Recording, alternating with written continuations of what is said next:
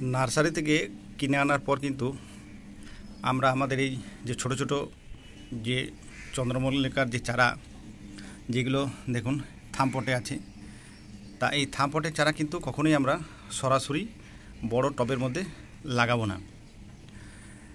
Nursery থেকে কিনে নিয়ে এসে ঠিক এই আমার দেখানো দেখুন এরকম ছোট্ট একটা ট্রের মধ্যে ভিজে বালি, দেখুন এই ভিজে বালির মধ্যে এই গাছগুলি আমি রেখেছি।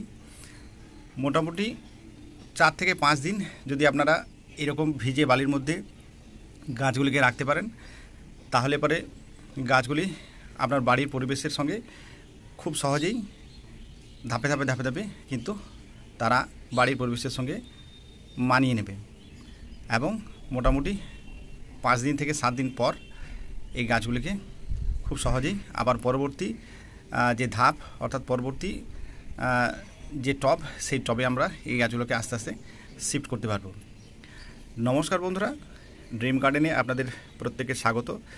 আজকে আমি আপনাদের সঙ্গে শেয়ার করতে চলেছি নার্সারি থেকে নতুন চারা থামপটে কিনে আনার পর কিভাবে স্টেপ বাই স্টেপ অর্থাৎ ধাপে ধাপে আমরা এই গাছগুলিকে পরবর্তী যে টব, সেই টবে কিভাবে আমরা রিপোর্ট করব এবং স্টেপ বাই স্টেপ কিভাবে এই গাছগুলির পরিচর্যা করলে গাছগুলির শেকড় দ্রুত বড় হবে এবং পরবর্তীতে প্রচুর পরিমাণে ফুল এই গাছ থেকে আমরা খুব সহজেই আনতে পারব।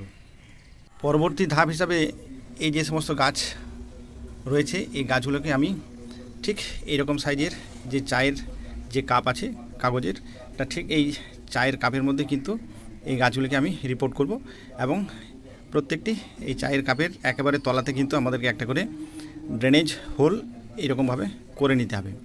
এবং এই পটে বসানোর জন্য আমি মাটি হিসেবে যেটা নিয়েছি আপনাদের একবার দেখাই। এখানে মোটামুটি প্রায় 90% গার্ডেন সয়েল নেওয়া আছে এবং 10% এর মধ্যে আমি ভার্মি কম্পোস্ট মিশিয়ে রেখেছি। দেখুন আমি প্রত্যেকটি যে চায়ের কাপে দেখুন অর্ধেক পরিমাণ এই মাটি ভরে নিয়েছি এবং এবার ধাপে ধাপে এক একটা গাছ তুলে আমি এর মধ্যে রিপোর্ট করব। এখানে শুধু চন্দ্রমল্লিকার গাছ নেই, তার সঙ্গে দেখুন এই কয়েকটি আমার এই লঙ্কা চারাও আমি নিয়ে এসেছি। এই চারাগুলোকেও এইরকমভাবেই আমি রিপোর্ট করব। তবে রিপোর্ট করার আগে বন্ধুদের আমি আরেকটা কথা একটু জানিয়ে দিতে চাই।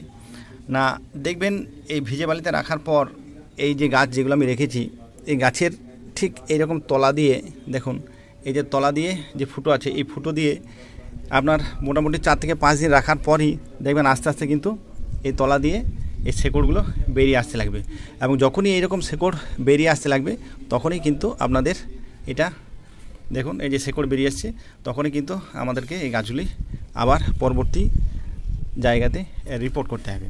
এবার ধাপে ধাপে প্রত্যেকটি ছোট ছোট যে চারা, এই চারাগুলো আমি আমার এই যে চায়ের কাপের যে পট, এই পটের মধ্যে আমি রিপোর্ট করব। এই গাছগুলির রুট বলগুলো আপনাদের একবার দেখিয়ে দিই। দেখুন এই ছোট ছোট গাছ কিন্তু কত সুন্দর যে রুট বলটা দেখুন, চারিদিকে আস্তে আস্তে কত শেকড় অলরেডি ছাড়তে শুরু করেছে। আর একটা গাছ দেখায়, এই গাছটাও দেখুন ঠিক ওইরকমভাবে কত সুন্দর রুট হয়ে আছে। অনেকেই আছেন যারা এই রুট বল থেকে এই যে মাটি যেটা লেগে আছে এটা পরিষ্কার করার পরও অনেকে আপনার পরবর্তী যে পট, সেই পটের মধ্যে রিপোর্ট করেন, কিন্তু আমি সেরকম কিছু করব না। কারণ যেহেতু এই শেকড়ের গ্রোথ খুব সুন্দর হয়ে আছে, এই রুট বলটাকে কোনোরকম কোনো ডিস্টার্ব না করে আমি সরাসরি এই চায়ের পটের মধ্যেই এই গাছগুলোকে আমি রিপোর্ট করব।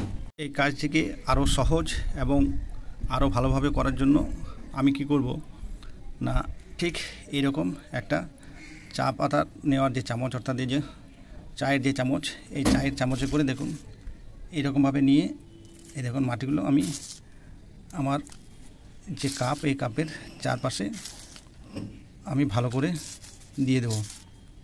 দেখুন ঠিক যেরকমভাবে এই গাছগুলি সব বসানো হয়েছে এবং তারপর কি করব না, এরপরে এই যে গাছের গোড়াটা, এই গোড়াটা আমাকে ভালো করে কিন্তু এই মাটি দিয়ে চেপে দিতে হবে, যাতে মাটিটা কোনো অবস্থাতে যেন আলগা না থাকে।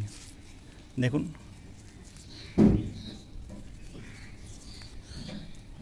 কত সুন্দরভাবে এই গাছগুলি সব আমি এই চায়ের কাপে সব বসিয়ে দিলাম।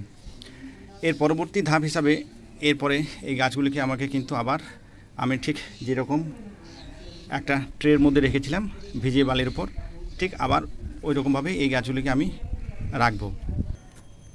দেখুন এই গাছগুলি প্রথমে ঠিক যেরকমভাবে এই ট্রের মধ্যে ছিল বালির উপরে, ভিজে বালির উপরে, আবার গাছগুলিকে আমি এই চায়ের কাপের মধ্যে রিপোর্ট করে আবার ওই রকমভাবেই কিন্তু রেখে দেবো।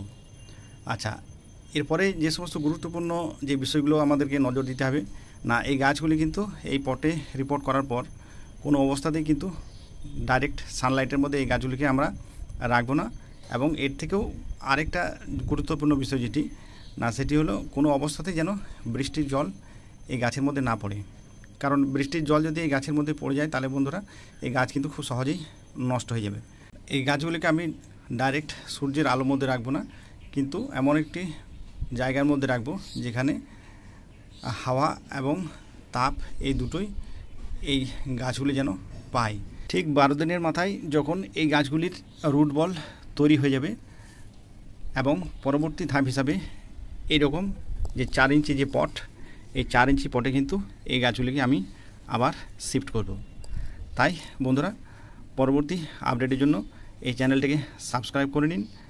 ভিডিওটি যদি ভালো লাগে অবশ্যই একটা লাইক করে দিন এবং ভিডিওটি অন্যান্য বাগানি বন্ধুদের মধ্যে অবশ্যই শেয়ার করে দিন। ভিডিওটি শেষ পর্যন্ত দেখার জন্য অসংখ্য ধন্যবাদ। ভালো থাকবেন, সুস্থ থাকবেন।